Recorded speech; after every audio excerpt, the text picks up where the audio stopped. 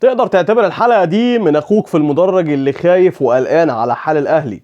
بصراحة كده أنا أصبح عندي قناعة شخصية إن يستروب مدرب كويس جدا، ولكن هو مدرب لا يصلح للتواجد على رأس الإدارة الفنية للنادي الأهلي. وكمان عندي قناعة كاملة إن المدرب ده مش هيكمل معانا كتير زي اللي سبقه، زي مارسيل كولر مثلا، أو زي المراحل اللي قعد فيها مانويل جوزيه. وده من خلال بصراحة رؤية شخصية أنا شفتها فيه خلال الماتشات اللي فاتت، رغم إشادتنا بيه في الماتشات الكتير اللي كسبناها والأداء المحترم اللي كان بيقدمه، ولكن اختبار صغير قدر إن هو يهد كل اللي عمله ده. وخلينا نبدأ في الكلام على طول بدون الخوض في تفاصيل. قبل ما نبدأ بس حلقتنا، عايز اشوف اللايك بتاعك المتين واشتراك من اسفل الفيديو علشان تتابعنا في كل جديد جاي. الكلام اللي انا بتكلم فيه ده لسببين، احدهم فني بحت واحدهم اداري. وخليني ابدأ معاك بالسبب الاداري، ان تم رحيل لاعبين من النادي الاهلي من مراكز معينة داخل الملعب ما تمش تعويضهم بشكل كويس،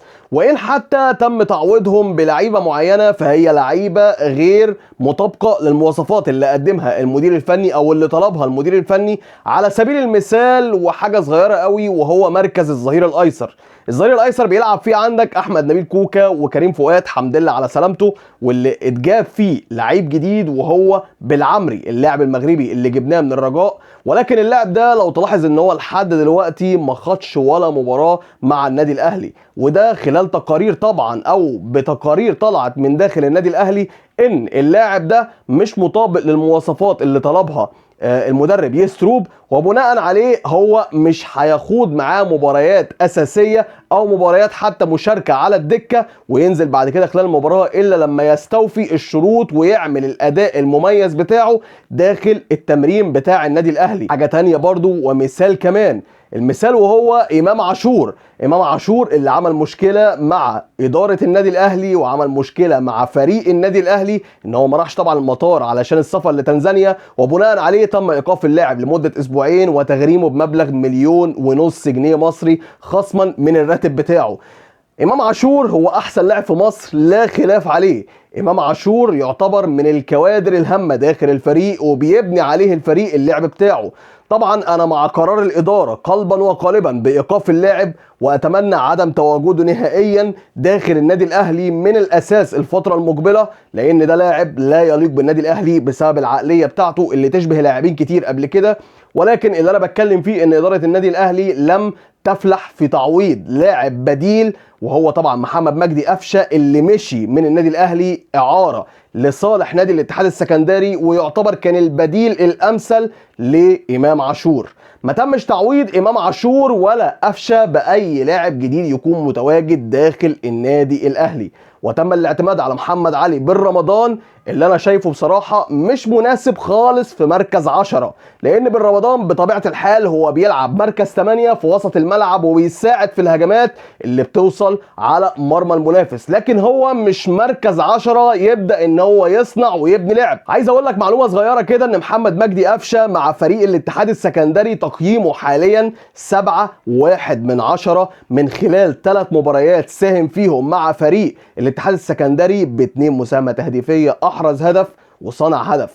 محمد مجدي قفشه كان هيكون خير بديل لامام عاشور، والمشكله بتاعه الخروج بالكوره من 18 النادي الاهلي والوصول الى مرمى المنافس اللي احنا عاجزين فيها دلوقتي وجايين في الكلام التكتيكي، وده السبب الثاني للمشاكل اللي بتحصل داخل النادي الاهلي. اذا حاليا احنا قدام فشل اداري على مستوى التقييم للاعبين اللي رحلوا من الفرقه، والتقييم كمان اللاعبين اللي حضروا جداد او الوافدين الجدد داخل النادي الاهلي. نطير على طول على السبب الثاني وهو السبب الفني البحت. طبعا في ظل عقاب النادي الاهلي للاعب امام عاشور اتوضع يستروب تحت اختبار قوي ومهم جدا جدا، وحتما ولا بد ان هو ينجح فيه.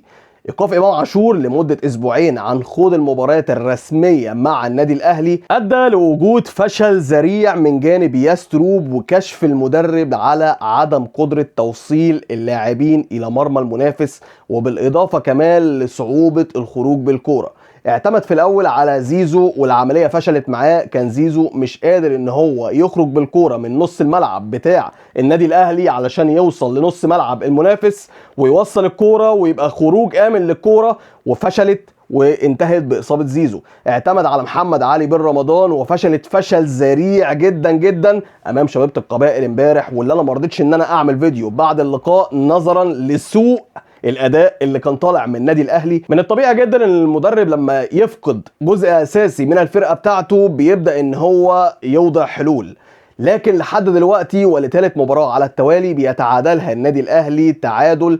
التعادل بتاع امبارح كان سلبي، و2 تعادل ايجابي ورا بعض. يستروب ما قدرش ان هو يوفر اي حلول للنادي الاهلي علشان يلحقوا من المشكله اللي هو فيها، وهو عدم وجود صانع لعب.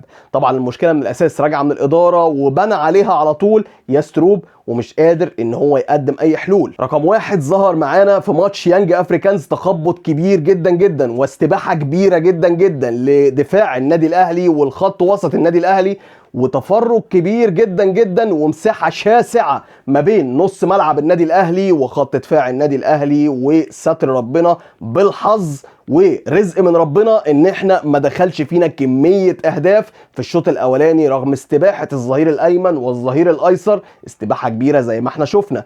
وتالق طبعا شوبير في مباراه زي دي، قدرنا ان احنا نخرج لبر الامان في المباراه بتاعه يانج افريكانز ونعدي بنقطه للمباراه اللي بعديها. القصه دي ما اتحلتش كلها على بعضيها في ماتش يانج افريكانز الا لما عدلت الطريقه بتاعتك من 4-3-3 ل 4-2-3-1 وقدرت ان انت تمسك كوره الى حد كبير تحرز هدف التعادل اللي برضه جه من الحظ في وسط الزحمه، زي ما دخل فيك برضه جون في وسط الزحمه، والحمد لله ان هو جون واحد بس مش اكتر من كده، وعدت المباراه بسلام والحمد لله على كده. تعال بقى في الماتش اللي بعده، ماتش البنك الاهلي، نفس المشاكل ونفس الاخطاء اللي موجوده ما بين نص الملعب وخط الدفاع.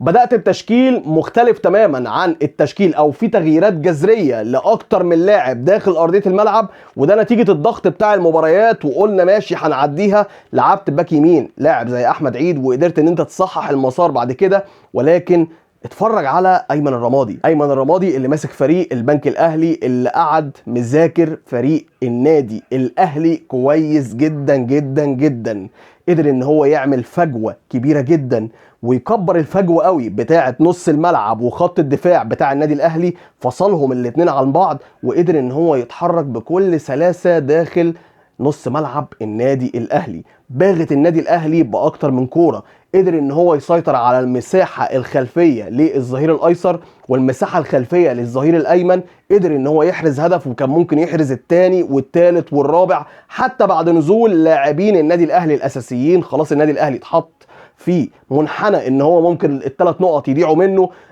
قدر ان هو يتعادل بصعوبه، وبرضه غير الطريقه بتاعته من 4-2-3-1 او من 4-3-3 ل 4-2-3-1 علشان يمسك كوره من جديد ويقدر ان هو يباغت فريق البنك الاهلي، ولكن برضه الموضوع فشل ذريع جدا، وخرجت من المباراه دي بتعادل، برضه تعادل ايجابي. لعبت قدام فريق شبيبه القبائل، وانت عارف ان شبيبه القبائل هيقاتل قدامك بشكل قوي جدا علشان يطلع ب3 نقط من المباراه دي، يلحق نفسه باي شكل من الاشكال لربما تكون فرصه التاهل من مباراه النادي الاهلي. بدات برضه ب 4-3-3 وحولتها ل 4-2-3-1 بعد كده عشان تقدر تمسك كوره، ولكن قبل ما تغير التغيير بتاع التشكيل ده، او قبل ما تغير التغيير بتاع توزيع اللاعبين داخل الملعب، كنت مستباح تماما.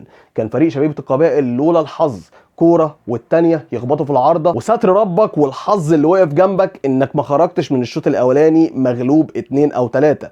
فريق شبيبه القبائل لحسن الحظ ان هو تعب في المباراه دي وما قدرش ان هو يفوز عليك، وانتهت المباراه بنتيجه 0-0 سلبيه. انا كل ده بكلمك على الحالات الدفاعيه، تعالى اكلمك بقى على الحالات الهجوميه. النادي الاهلي 0 في الحالات الهجوميه، لان النادي الاهلي مش عارف يخلص اي كوره قدام. بالاضافه كمان ان التحولات اللي بتحصل على النادي الاهلي ما بيكونش فيه ضغط من الخطوط الهجوميه ولا من نص الملعب المهاجم على الفريق المنافس، وبيسمحوا للفريق المنافس للخروج بالكوره باقل درجه من السهوله. يعني النادي الاهلي ما كانش بيضغط في المناطق الاماميه، والنتيجه من كده وصول المنافس لمرمى النادي الاهلي بكل سهوله.